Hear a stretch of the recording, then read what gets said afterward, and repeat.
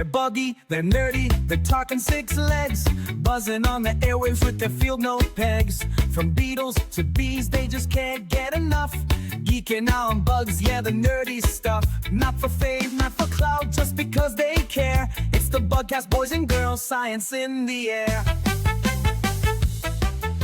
Hey everybody, and welcome to the BCE podcast where there's no ifs, ands, or bugs about it. I'm your host, Adam Holt. We've got your co-host, Shell Hartzer, and then a special guest in the house, Nick Godfroid from Rockwell Labs. So without further ado, we're going to get this ball rolling. So Nick, please go ahead and give us the nutshell version of you and yourself and where you're from and all of the above.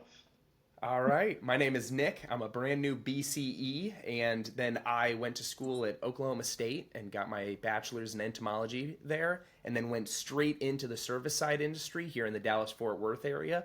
Worked for a couple service companies, a small company, service managed for a bigger company, and then went into the supply side of the industry. And that's where I'm at now, and I'm loving it. Awesome sauce. Thanks for sharing. Shell? Yeah, so one of the reasons I wanted Nick on here is because he is a very recent BCE. So I think he's a baby BCE. We're going to call it that. Baby BCE. Oh my gosh, you're a newbie. I love it. So tell people a little bit, discuss that process of the testing, leading up to the testing, what you thought of the test. Give us a little breakdown of that.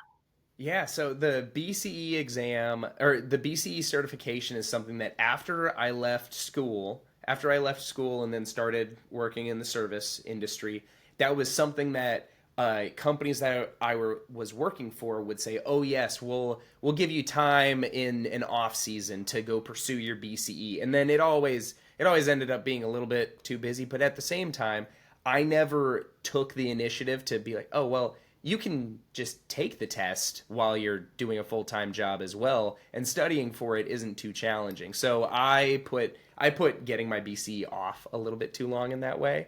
But then coming to Rockwell, one of the things that we talked about was like, yeah, pursue your BCE quickly, get it done. And it was right after I started studying and got signed up for it.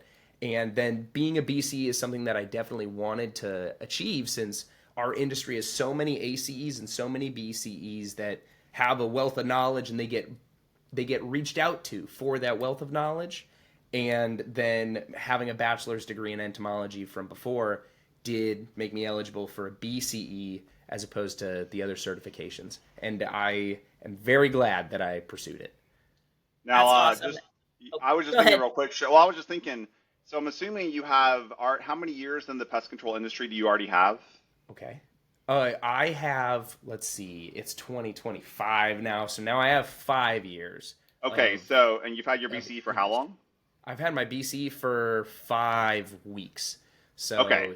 So just to reiterate, for anybody who's listening, part of the certification requirement is that I think you have to have 3 years in the industry after you get your degree. Mm-hmm. And so just kind of wanted to reiterate that. Sorry, go ahead. Yes. Yeah, and industry, I'm going to talk over you, Nick. Industry is kind of broad right. When you turn in your application. As long as you can prove what you did had something to do with entomology, urban entomology, they're pretty open to that. So if you think that you have 3 years and want to give it a shot, give it a shot. I know that 3 years definitely doesn't include, like, you can't include anything you've done while you're earning a master's or a PhD. It's got to be outside of your scholarly stuff. Sorry, wordsmith that thing. So, yeah. Okay. Yeah. Then you know what? Maybe it's okay that I didn't pursue it and get it done within that first year or two. I actually didn't know that it had that service. That there was a requirement. Yeah. That there was an industry requirement. Yeah, it's not like a medical thing sense. where it's not like a medical thing where you just you get your doctorate and then you go take your exam to get your medical license to go practice, because you have to do that, right? Mm-hmm. Yeah. This is a little bit different. We want people to actually have industry experience before they earn it, just because a lot of people might actually also start in the industry and not stay in the industry. Mm-hmm. Right? And as Shell knows, once you're in the bugs, you don't leave the bugs. Mm-mm. Sorry, you get sucked in like it's a cyclone. It just sucks you in. It's a female mosquito or a bed bug. It just sucks everything out of you, all the blood out of you. She takes it all from you. It sucks out all of the All the life. Ugh. Speaking, all right. Speaking of sucking the life out of you, the study process leading up Okay, to this, that's like, a what good what segue. did I know, right? What, Yeah. sucking the life out of you by having to Mhm, study for this thing. What did you find for you? Because it's going to mhm. differ for everybody. What did you find like the easiest and the hardest when it came to studying and your kind of work up to the testing? So getting my BCE, it's been less than half a decade since I was in school in the classes that were covering a lot of the information on that BCE. So Make me feel studying old. Thanks, was Nick. I'm just okay. kidding. Go ahead. It's true. But then studying for it was going back to a lot of material that I had covered in school, either in intro or anatomy courses or any kind of like medical entomology or agricultural entomology courses that I took would have things that, as I found as I took the test, were covered there. But then I'd say the hardest part was figuring out what to study. Now, I Fair tried to enough. study on my own for kind of the first time taking the test, and then the second time after my second attempt, I reached out to ESA and then said, "What is the study material that you guys recommend?" And then they sent a list of what kind of material the questions are based on. Now that's a wide range of material. That's Right. Yep, everything from It's literally well, everything you did in school. It's it's just everything. everything I did in Right. school. You're like, So, cool. I'll go back and review everything I did for 4 years. Thanks. so Yeah. what I did find surprising was how much on the test was based on history of yeah. Yeah. entomology, and Yeah. that's like not just knowing who's the father of this, Right. who's the Who's first careless scientist that Linnaeus, all did that stuff. that. Yeah. It Yeah. can get pretty minutia based down to in this year this pest or this insect Right. was introduced to combat this crop pest. Did you tell And us what mhm, which specialty you did? I did what was the general Urban and structural. urban Yep. and structural? Yeah. So not you. And So you didn't do general. Okay, gotcha. mhm. Well, no, because you Well, still have to take the general test. I So, took the core um, exam, but yeah, then for those of you the looking to get my into this, specialty, two tests. It's gonna, I got the yeah, it's gonna, general yep, entomology and I think physiology Gotcha. Okay. yeah. specialty. So I Okay. chose the general one, and that I found to actually be even easier than the core exam because the insect biology and anatomy is something that was able to stick in my head easier over a longer period of time than some of the more historical facts. You know, Nick, a question that I was thinking about, and Uh-huh. for everybody that's listening from the Certification Committee on the Entomological Society of America, Nick, what kind of feedback would you have for them as regarding the exam? Um, let's see. There was a couple questions that were there was a couple questions that I would say were fairly vague or could have been since our community is a bunch of different, I'm going to say opinionated folks. Uh there's a couple questions that were worded in a way such as in this year, what was making the biggest splash in news? What was the most popular thing in the news at the time? And I had this question with Shell, and to me, it was between two insects. Am I able to say which insects, or is Yeah, that go for it. revealed? Why not? Okay. Yeah. It's not Yeah. revealing anything from the What? test. Okay. Do you I mean, remember the test is say different the for everybody. question? Yeah. Yes. Say the So question if you it can, was or that as close. in 20 I think 16 or 2016 or 2018, which protected species of insect made made the most news for it being protected and getting in the way of construction or development. And there were two answers on there. One was the rusty patch bumblebee, and then one was the American burying beetle. And now my advisor and professor at Oklahoma State was Dr. Wyatt Hoback, and so much of his work and so much of Oklahoma State's like promotion of the entomology community was around that American burying beetle. And I know that during that time frame, right before I came to school, there was a lot of legal interest in the American burying beetle and around development of land and everything in Oklahoma. So that question gave me some pause, because I remember hearing about the rusty patch bumblebee, but that wasn't what was plastered in front of me everywhere. So if there might have been, I guess, a little bit more, either a very standardized mention to the question, like what made national news at this time, because I remember the rusty patch bumblebee being on national news, but I felt like in the entomology community, the American burying beetle might have been a bigger deal. And so what made national news at the time in this part of the country?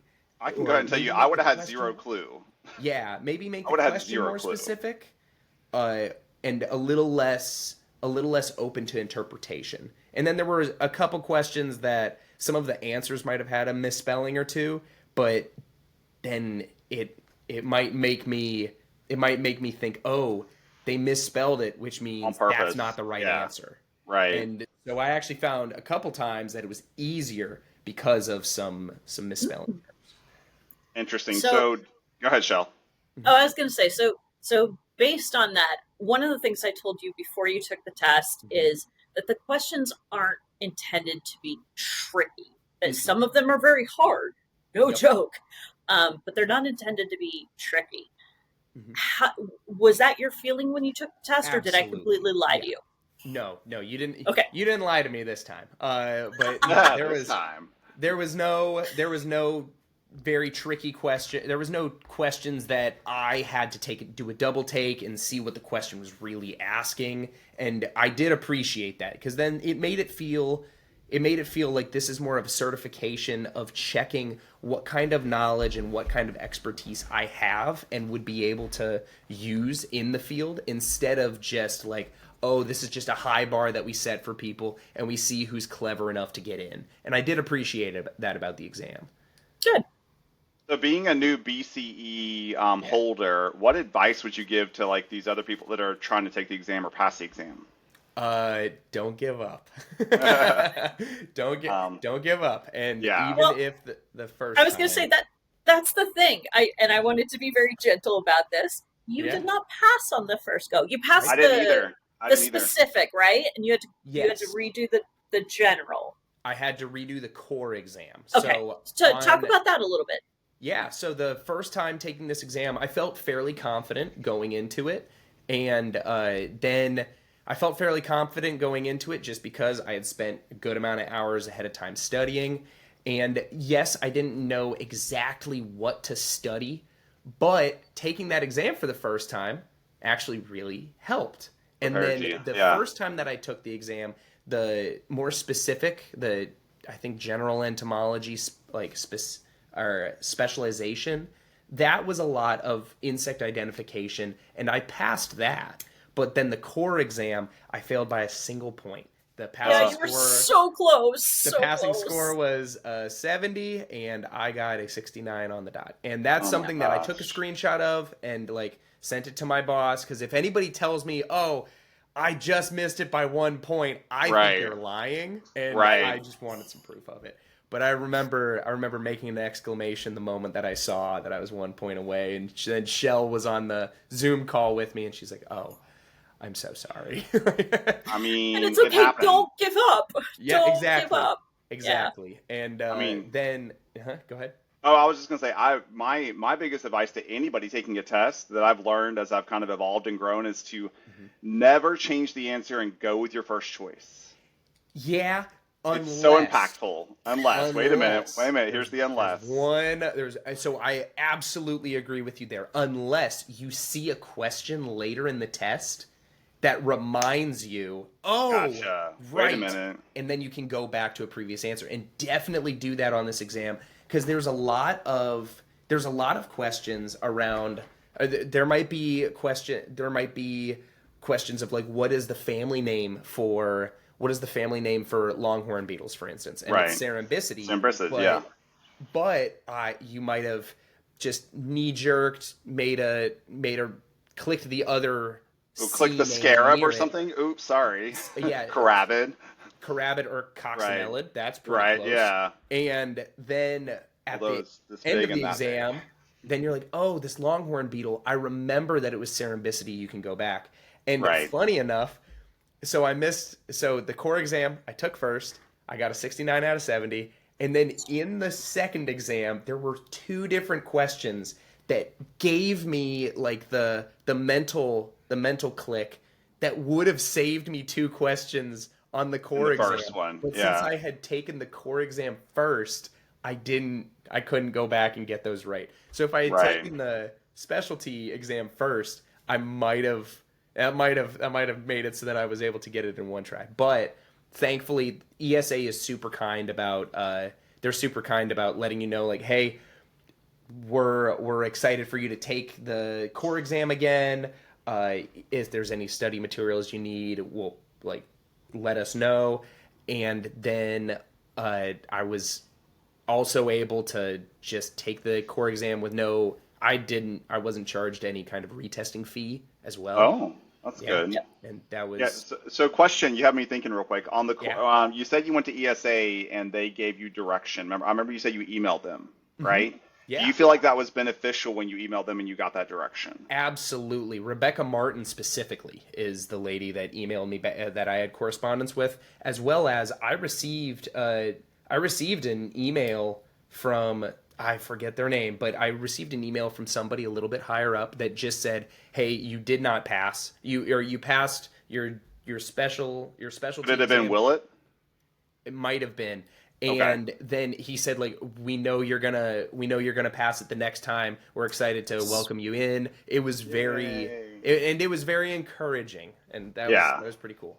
So And you only had to take the test. You didn't have to retake both of them. You just had to I take only the had to test retake that the you core. just perfect.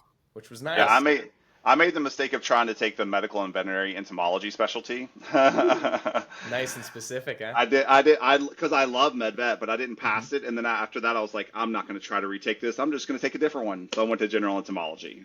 Okay, did you pass the core the first time then? Yes. Yeah. Okay, so you passed the core, but you didn't pass your specialty. Correct. And then you were able to switch specialty. Yep. So it's very much like as long as you get the core done and you get one of the specialties done, then you're able to achieve your BCE. Now, granted, I got mine like 15 years ago, so we don't know what the difference is between now and then, right? Interesting. Yeah. I mean, if you go back and watch some of our other podcasts, Nick, you'll learn where the people back in the 90s that had their BCE, it was actually called an RPE, a registered professional entomologist. And they didn't have to test. They didn't. I have know to they did. test Remember? for it? No, they did. They did test. Remember? Okay, Jeff so it was before that. Yeah, so Jeff tested and Shep tested. Remember, they both said the same story. They got pulled into the room to take the exam. They were at one of the meetings. They were at one of the ESA meetings, and they were literally testing people right there on the spot. Come in the room and take the test. So it's like a surprise, like drug test for athletes. Like, just hey, right now, this is when we're testing. I hope you're ready. So- Well, both of them When took the I- test and passed on the first try. Sorry, go ahead, Yeah. Shell. No, I was going to say, so my mentor, Jerry Heath, who works for Industrial Fumigating Company, I'm like you. I studied all the way up to this. I'm like in every single book that I could find and doing this. And Jerry's like, it's okay. Take it, Just right. relax. You're not going Take to it. do it. And so I start taking the test, and he kind of looks over my shoulder and he goes, oh, I don't know the answer to most of these. And I'm like, yeah. seriously? He's like, Yeah. I didn't have to test. And I'm like, Well, I could have used that information. so there's Jerry told me there's it's even- easy. Are you ready to hear this? There's even stories of people that literally had a BCE that never had a degree. Interesting. They just like found themselves in the right circles and then got grandfathered in. Yeah, so this is way back in the day, obviously. Now they have a degree. I know this person specifically, but it was just very interesting to me that I'm working with this person. I'm working next to them. We both have a BCE, but they literally don't even have a degree. Hey, I wonder how that happened, but that is interesting. But it can no longer happen. So that's been Okay. fixed, obviously. There's none of that, because obviously that would not, nobody would be very happy if you spent all the time to get a degree and put forth all that effort, and Yeah. somebody else next to you didn't do that, and they're holding the same certification. That would not feel very Yeah. equal. And I do love what they did with the ACE program as well. And Right. I know plenty of ACEs around, and I know a couple people that had their ACE that went to school, got a bachelor's. Nick, they just call it the ACE in the industry, just so you're aware. The ACE? Okay. Yep. The ACE. Yes, there you The go. ACE. I've only been to one Pest World, so all of the jargon is going to be coming to me pretty slowly. For sure. Pest World's going to be in Dallas next year. I'm excited about that. Ooh, fun. Okay, we're staying at your house, I guess, and so that's awesome. Oh yeah. You can come hang out with the bugs on the wall. You'll feel Bugs on right the at wall. home. Yes. Oh my gosh. All right. So I know that you're brand new to the BCE, Mm-hmm. and that's cool. How do you feel? You obviously wanted this certification. You Yes. wanted to get it. You tried very, very hard and succeeded. How do you feel this has helped you or is going to help you in the future with this certification? So my role at Rockwell is right now I'm the technical services specialist, and so then whenever you come to Rockwell with a question about the products, what they are capable of, or what insect is this, we're just trying to have a little bit more presence in the industry as a wealth of knowledge. This company has been around for a long time as a green pest control product solution company, and then also in the bioremediation, biosanitation field. And then us have it now that big companies are getting involved in that like green pest control space with Zevo and SC Johnson and P&G, then us having all of the experience and time, let's have some title behind it. Let's show that we are the experts in our field, and then also have a little bit more outreach opportunity for training classes, for event speaking and stuff like that. And so in that process of me trying to be a little bit more forward for the company as well, having that BCE, having that title does kind of stick out, like, oh, board certified entomologist. When this guy's on stage talking about bugs, he's got a little bit behind him. And then there's other titles as well. I'd like to get my public health entomologist done as well. But BCE is at the moment seems to be the premier title for that. And then thankfully I got my BCE right before my first major speaking engagement, which was 2 weeks ago. Yay. And then I'm so excited for what comes next. And I think there's more opportunities coming because of that. Like I'll be speaking at a couple state pest management associations this year. Nice. Yeah, I think it's important for everybody to know going into this. Nick worked very, very hard to do this. I mean, it wasn't just like, oh, I read a couple pages in this book. Nick worked really hard, and it is a hard test, but it is passable. And Raise your hands if you pass the BCE. Yay! Nobody needs to know what your score is. Nobody needs to know. You passed. That's all that counts. That's why it's called passing. And Adam, do you remember how many people are BCEs? Because it's not very many in the country. Like three. The last current count was 432 in the entire country. Yeah. Yeah. I know like 12 of them. That's pretty cool. Yeah, well, you're going to get to know more with our podcast because that's the whole point of it. Yeah, exactly. There we are. So I think the biggest piece of advice I can give Nick, honestly, now that if I could go back in time and tell my younger self something, know your worth. Know your worth. And I say that because you're in the industry and you're starting, and I don't know anything about your salary and what Rockwell's paying you, but know your worth and ask other people like us consultants what your worth is supposed to look like, because there's times where you go into certain roles, and I'm not going to say they take advantage of you, but they kind of take advantage of younger, people coming into the industry because they know that if they pay you this, it looks really nice. But then again, just know your worth. That's the only advice I can give you. Understood. All right. And thank you for that. And that's actually something that so before Rockwell, I was with Nisus, and one of my coworkers did talk to me about kind of after I had left, and it was wonderful advice that I'm very thankful for. And I'm glad to hear that there's even more people there's even more people in the community that somebody could reach out to and ask. And being a part of that BCE community is something that I'm really excited about and looking forward to. Whenever Shell said, hey, got time for a podcast, I jumped at that opportunity because that's a way for me to connect with you, to connect with her even more, and get to know that group a little better. So far, my interactions with BCEs has been fantastic. My letters of recommendation, which that's another thing that I like about the BCE is it encourages you to, have some social connections in the BCE community to kind of garner some goodwill. And then so Shell wrote a wonderful letter for me, and then also Scott Smith, who works at Bell Labs, also gave me a wonderful letter. And then I got to see Scott at that speaking engagement 2 weeks ago, and then just thank him, talk about the journey, talk about his journey as well. And then after I got my BCE done, Shell sent me a notebook, property of a very phenomenal entomologist. And and all of the interactions that I've had with this community has been fantastic. Awesome. And I'm looking forward to welcoming new people as well and trying to do definitely for them. Now you have to mentor somebody else. It's a rule, I swear. Yeah, I've got a couple in mind. Also for anybody listening, just so you know, Nick, and I know you're new at this, but you have to get 120 credit hours every 3 years to maintain your BCE. And then when you say 120 credit hours, I would ask, so is that in terms of my continued education, or is this me giving education as well? It's everything, it's everything everywhere all at once, all of the above. And so literally it's you giving education, it's you getting education, it's you reading journal articles, it's you proctoring exams, it's you creating courses and doing stuff like Shell and I can do it relatively easy because we do it for a job, so it's not hard to get our CEUs. Yeah. Right? But at the end of the day... Yeah.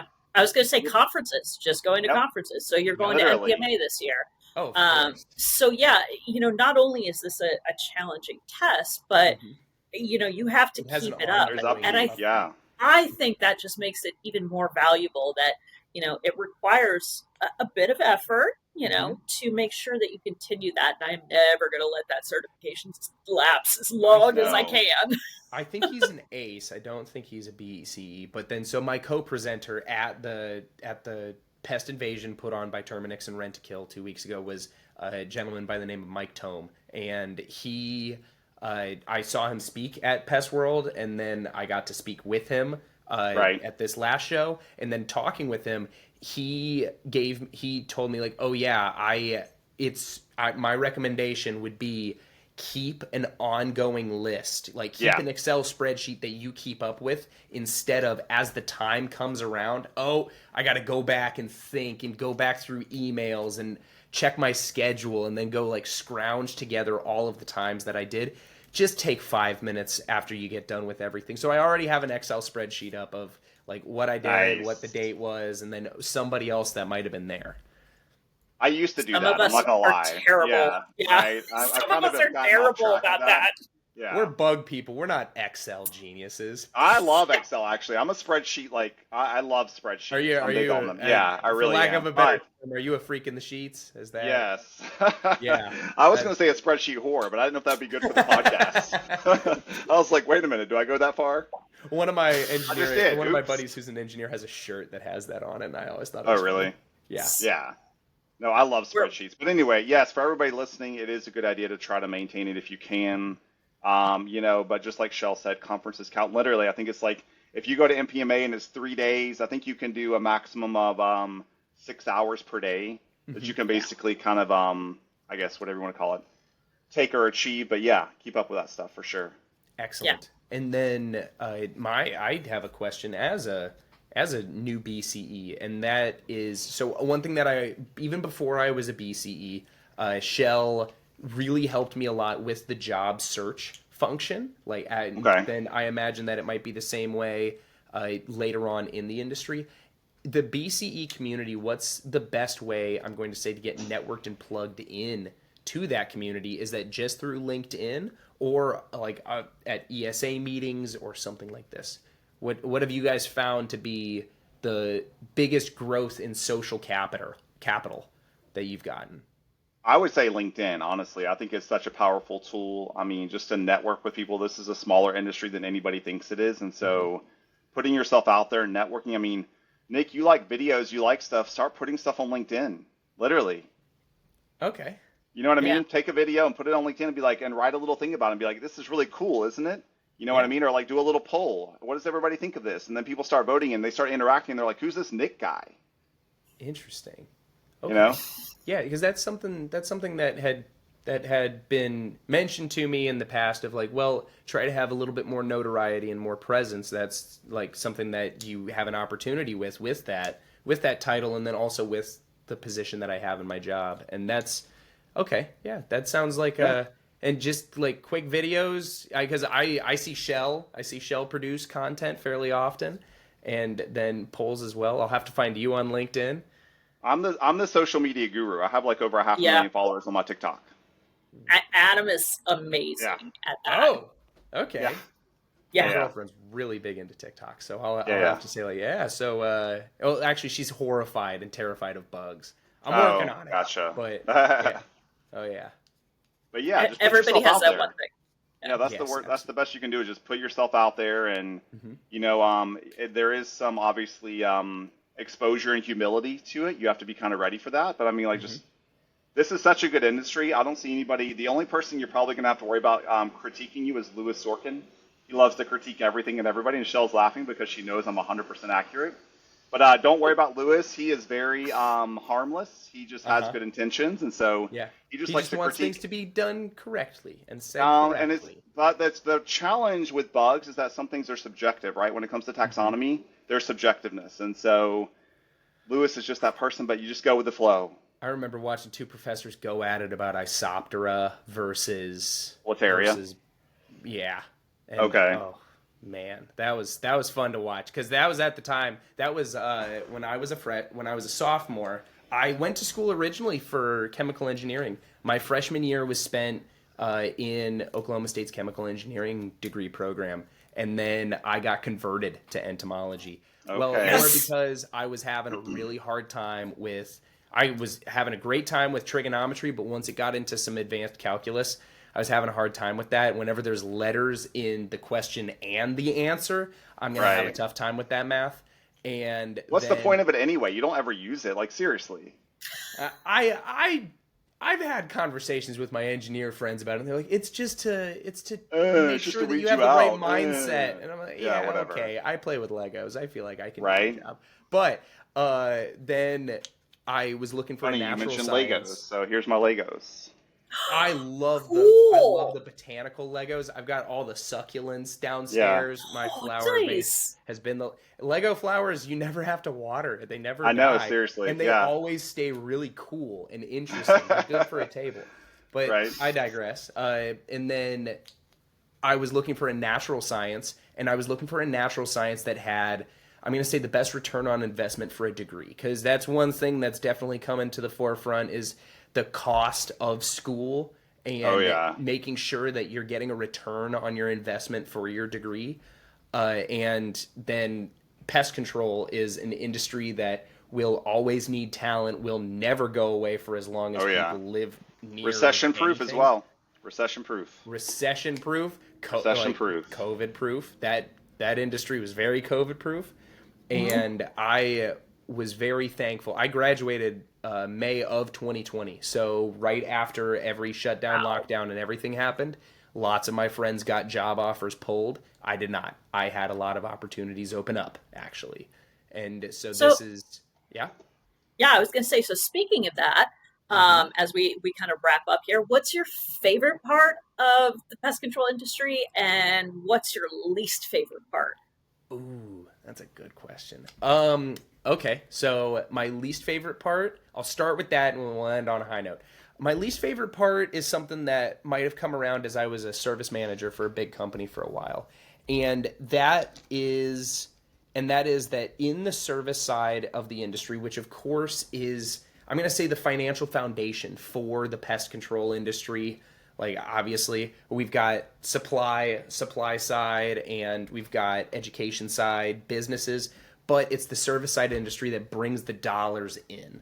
And the service side industry, it does make me a little sad that the education of a technician, of the person that comes to the location in the house, is always second to how much they can sell. And that's something that I do understand. That's how the dollars get made. But I do wish that there could be a little bit more, or maybe some better opportunities for technician education. maybe they're not going to spend all the time to become a BCE, but a lot of them have the time and experience in their local area of the pests in their local area. Maybe just giving them more specific education to the pests in their local area. So then whenever they see an ant that is red up front and black in the back, they don't just say, oh, it's a carpenter ant. Maybe they can say, oh, it's either a carpenter ant or an acrobat ant. It's one of the two. They look similar here in Texas. Good And point. I do wish that technicians had a little bit more education opportunity, but then of course that's something that I'd like to be a part of. And so, Raise your hands if you can help with that. raise your hands if you can help with Yay. that. Absolutely. Called it. All right, Yeah, best right. part.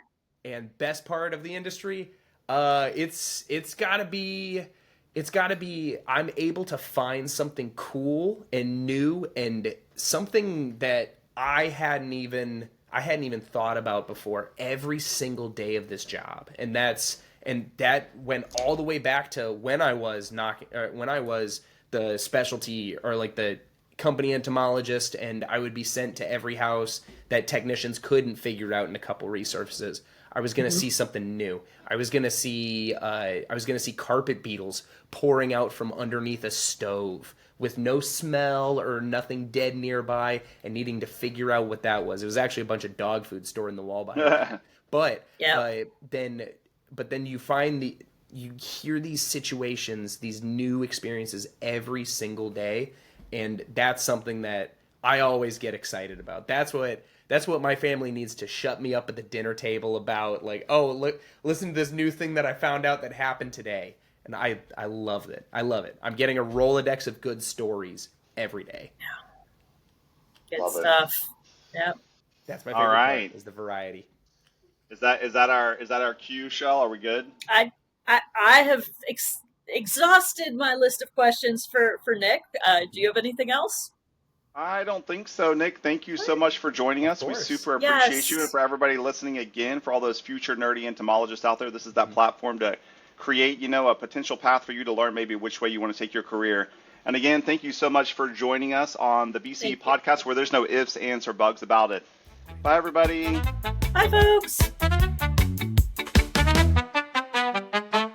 They're buggy, they're nerdy, they're talking six legs, buzzing on the airwaves with their field note pegs. From beetles to bees, they just can't get enough.